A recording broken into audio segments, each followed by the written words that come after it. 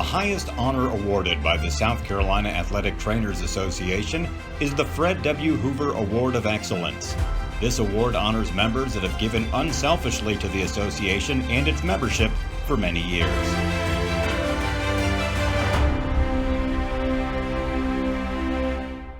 Good morning, guys. My name is Jacob Wagner. I'm a University of South Carolina master's student, and today I have with me Danny Poole, who is a 2010 Hoover recipient award winner. So we're going to be conducting an interview today with him to just learn more about his career in athletic training and maybe his part in South Carolina athletic training.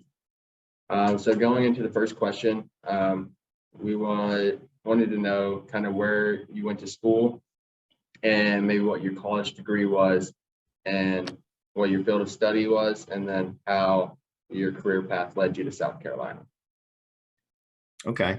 Yeah. So undergrad, I went to Western Carolina and got a BS in education. That was in health and physical education, recreation. When I graduated from Western, I got hired at Memphis, University of Memphis, as an assistant. And while I was there, I got my master's while I was there. So I got a Master of Education at University of Memphis while I was working full-time there. And then got hired in Clemson from Memphis and been here ever since.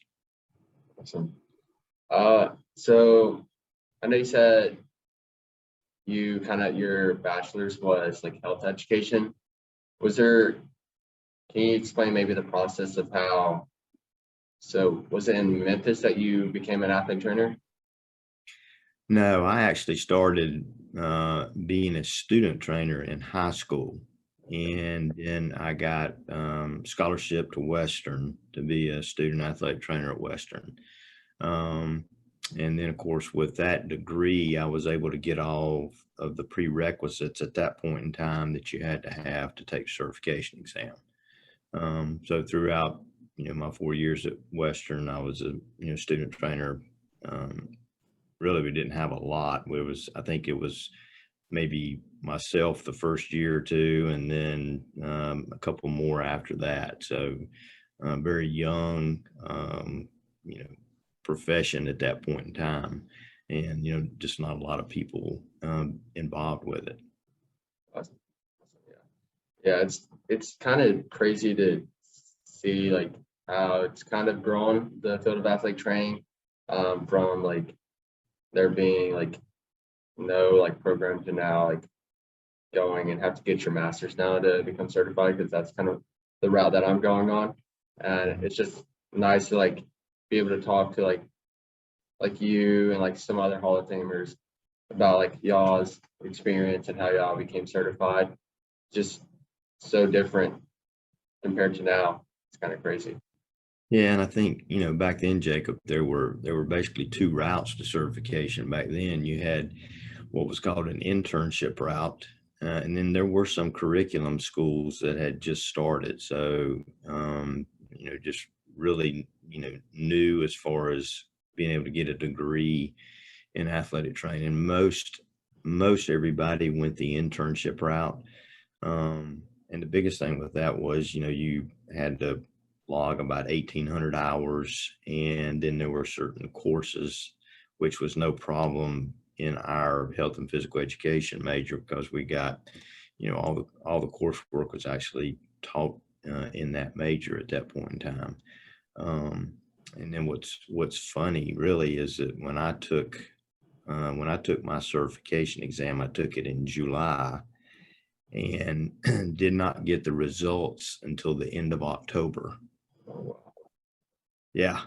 So Yeah. Quite a different now as far as how quick you get results back. Yeah. And back then also it was basically two parts. There was an oral exam and then a written exam. So, the oral exam, which you probably know, is you basically went in, there were two examiners and a model, and you went in, and they had several questions, things that you had to complete as part of your oral, and that was kind of simultaneous with the written exam. So you could be halfway through your written exam and they call you to do the oral part, and then you'd have to go back and finish what you needed to finish on your written. Wow, yeah. I mean, that's kind of crazy that you took yours in July and didn't get until October. Like, I feel like a lot of people now kind of complain about it taking so long, but yeah, that's kind of crazy. And then, yeah, I can, we kind of have that set up now in our classes where we're like taking an exam. And so currently I'm in upper, and so we'll be taking our written exam and then get pulled into the practical. But yeah, to kind of would be a very stressful situation to get pulled out, especially to get certified and all that. Yeah. All right. So I kind of did a little research on you a little bit, and so I saw that you worked with the Carolina Chargers of the American Football Association. I wasn't 100% sure what that was. Kind of looking in, maybe it was like a women's football team. Could you maybe like expand a little more on that, and maybe how, I don't know how long you were there. I know it kind of was a short-lived program. I think it was like only 3 years, but Yeah, and that was actually a summer. It was really not part of the NFL, but there were a lot of the NFL players that ended up playing in that league. And it was kind of a summer league, started in May and finished in July. And so I actually worked that while I was an undergrad at Western Carolina. So being from Charlotte, they had a team in Charlotte. They needed somebody. They didn't really have anybody that would cover for them, and so I actually was able to do that during the summer, and it was pretty good competition. There were that was back whenever they had what was called the World League that they were dealing with, trying to for a year or two. Then they had the USFL, and then this league. So there were several different leagues that over a long period of time had tried to start and work through. And this was just like a summer league kind of thing. Really good group of guys traveled to several places, and I think seemed like we had Birmingham and Tulsa, Oklahoma, and there were about 6 different teams that, if I remember right, that were in that league. all right. Well, going on to the next question, talking about or asking who influenced you during the early days of your career. Yeah, I think the biggest influence and one of the neat things about our organization early on was there were not a lot of athletic trainers out there. And so when you think about the NATA convention, which y'all have really no concept of how that was back then. Mr. Hoover actually was the convention registration chairman, and so very very small group. The other things that were really good were the district meetings, and a lot of that you dealt or you might just be sitting out by the pool in an evening kind of thing and talking with a bunch of folks that had been in the profession for a while. I think about folks like Don Falls at Florida State, and Jerry Ray, who was with the Falcons, and just a lot of different people that were older and early early pioneers in our organization. And I think sitting and talking with them and just learning from them was probably the biggest influence that I had. And you don't see that a lot anymore because it's gotten so big. You don't see that small small group type setting anymore. But obviously, Mr. Hoover had a great influence in my young career, and you know, means a lot to me. Yeah, I definitely do enjoy like being able to go to those smaller settings and like talking with people in there. But yeah, definitely like the profession of athlete training has kind of grown, so it's kind of hard to have those smaller settings. But I know it's always important to like try to talk with other people to like basically see other people's views and not and like learn different techniques that will best help your career and help best prepare you to care for athletes for sure. But so I know you kind of talked about like you kind of talked with a bunch of different athletic trainers. Were there any like certain hot topics in athletic training that you remember during your early years of athletic training? I don't know if there was necessarily a lot of hot topics. I think, you know, in our profession, with it being so young, I think we're all just trying to gain as much knowledge as we could. From you know general first aid, taking care of folks on the field, to you know different types of surgeries. I mean, the ACL surgery was in a very infant stage in that point in time. And, early on with that surgery, the person was in a cast for 6 to 8 weeks. Um, and, they came out of the cast, and then you were having to deal with everything you were dealing with that. And they actually found over a period of time that people that took their cast off themselves, they were actually so much further ahead of the game post ACL surgery than people that they left in the cast. That's one reason why they, things changed, and no longer casted folks anymore, put them in a range of motion brace and that kind of thing. So, a lot of trial and error back in that time. I think was probably the biggest thing that we dealt with. So a lot of that communication was, hey, we had this is what we did for it. Seemed like it worked pretty well. A lot of communication like that.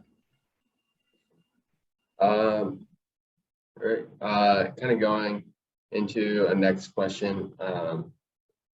So I know like a lot of my preceptors have talked about maybe a couple of, like coaching battles that they've had, like battles with coaches. Do you remember like any certain times that you kind of had a battle or had to battle with a coach in any situation? I don't really know that you would call anything that I've had a battle. I think, obviously, in a coaching setting, they want everybody they can have, for every game. And, I think,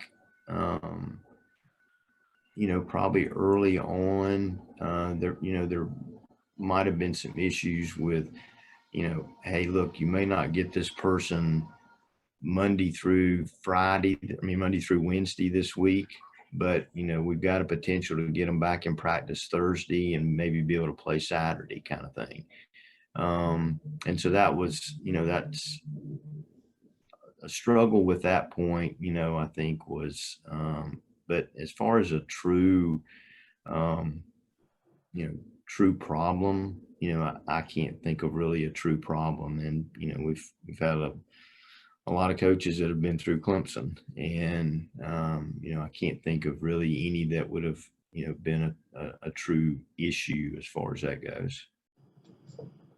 Yeah, that's that's always good to like kind of have like a good coach that's kind of willing to, and like I guess willing to like sit there and like talk with you and understand things, because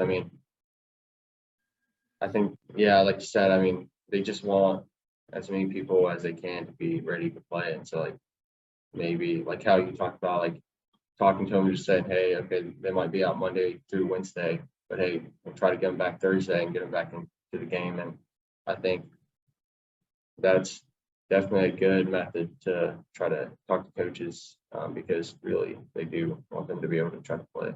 For sure.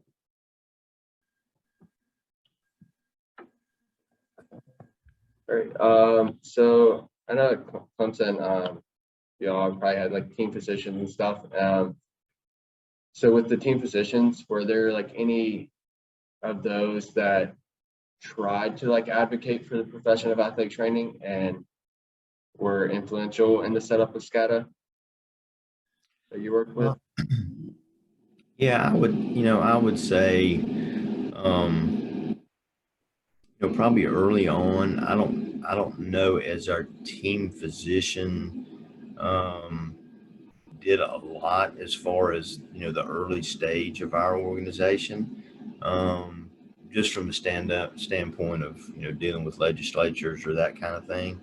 I think our orthopedic doctor, Dr. Bowman. I think he had a lot of influence with some of our legislature people in the Senate and House of Representatives, and I think he helped us,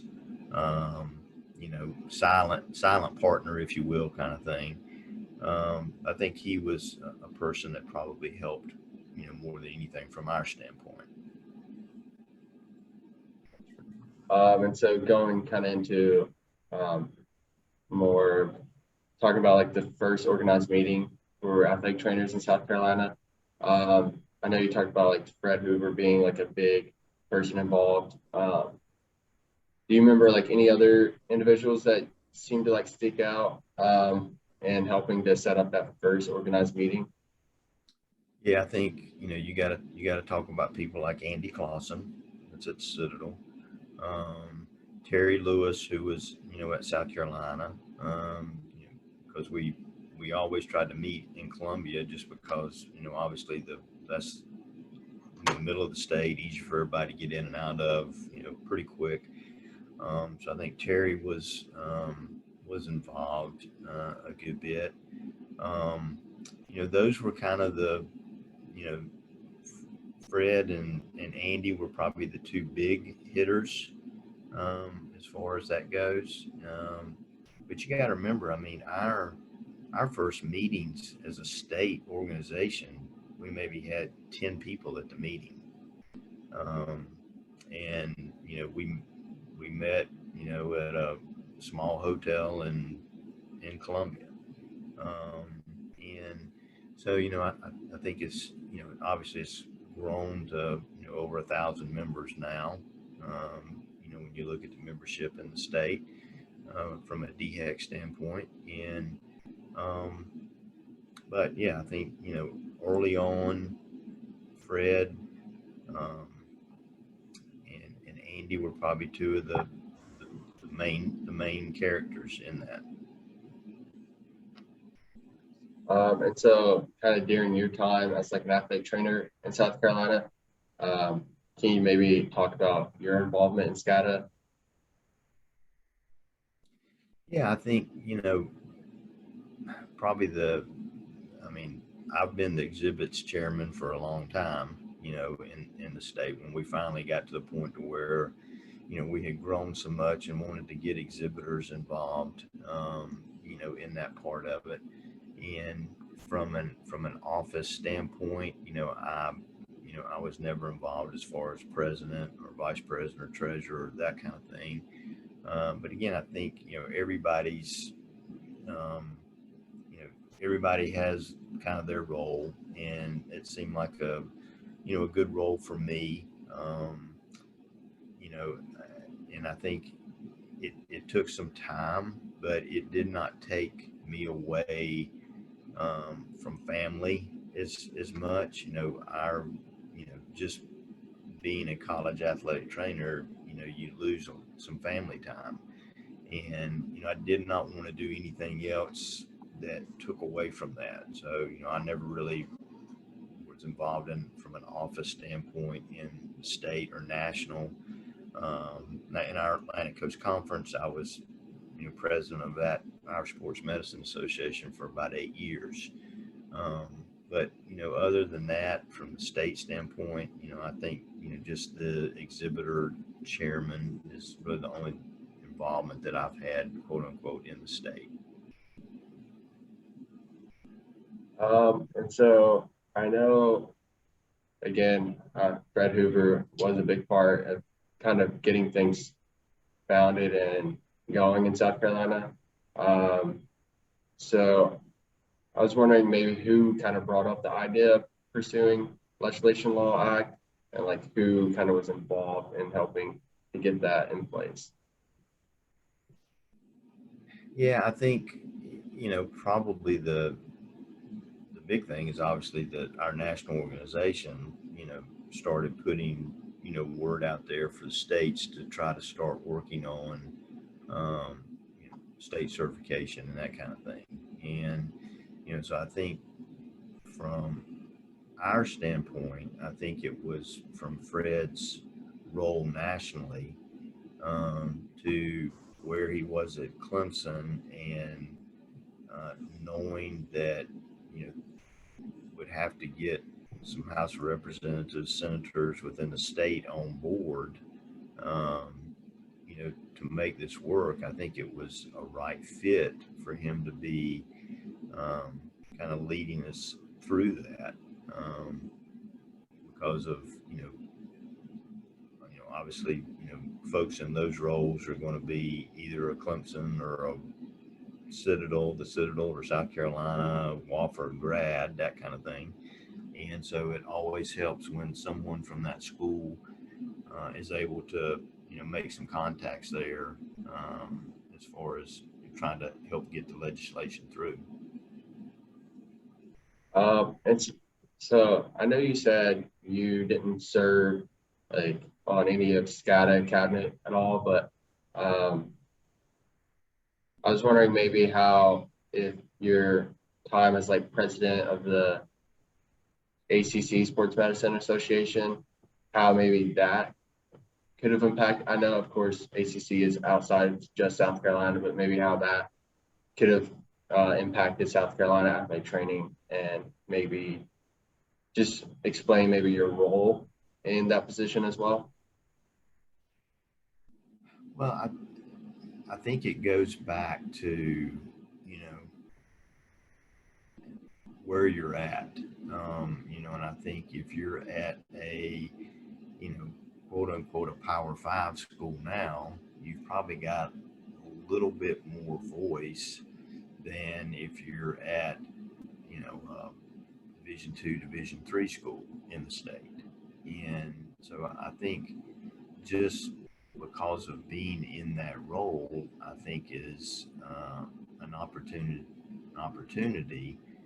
to be able to promote, athletic training, not only, within the state, but, outside of the state, and, just around, not just, in the athletic training world, but, in the, in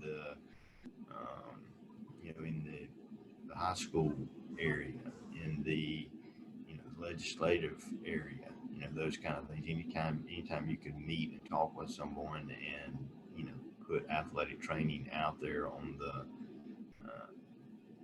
on the forefront, I think it's a positive influence. And so again, another question, kind of talking about how you served on the advisory board for like several knee brace companies. Could you maybe like expand how maybe your role as an athletic trainer, and maybe what that kind of looked like as you're on that board? Yeah, I think, from that standpoint, the idea was to get, folks that, boots on the ground kind of slogan, I guess you would say, that, people that were in the trenches and dealing with things day in, day out, that could give some feedback as far as, what the need would be, what problems you can see out there with different situations. And so I think that's the biggest influence as far as that goes. And again, a lot of it, is built on, where you're at kind of thing, and some of the successes that you've had. All right. Well, I just have like two more questions, kind of. So the first question is going to be, what advice would you give today's young professional, maybe like athletic trainers just starting, or just even college students that are preparing to go into athletic training? Be prepared for long hours, and pretty much 365 days a year. There's not a lot of downtime, and especially now in the college setting, there's really not a lot of downtime. So you have to prepare yourself for that. I think the other side of it is, don't ever think you know it all. You always need to to try to learn and be open-minded to learning new things. And because if you get to that point where you feel like you know it all, that's when you're probably going to hurt somebody. And then, so I know you just talked about like basically people just need to be prepared for like the time commitment of athletic training. So what tips maybe would you give someone who is concerned about that time commitment in athletic training and who maybe still has that goal in mind of starting a family? Yeah, I think the biggest thing with that is trying to get more people involved at wherever you're at. The college setting may not be that setting for some folks. You've got opportunities for industrial, you've got opportunities for clinic work, you've got opportunities to work in the high schools, which there's it's better. If you talk to any of the high school folks, they'll probably tell you that it's that's probably going to be a little better situation from an hour standpoint. But I think it would be wrong for me not to tell folks college is tough. It's tough on 24/7, 365, and it's tough on families. And so I think you gotta be prepared for that. You gotta have a spouse that's on board with that. I'm very lucky to I've got the best wife in the world, and and she has been right there and made sacrifices herself because of what I did. But you've got to understand that going into it.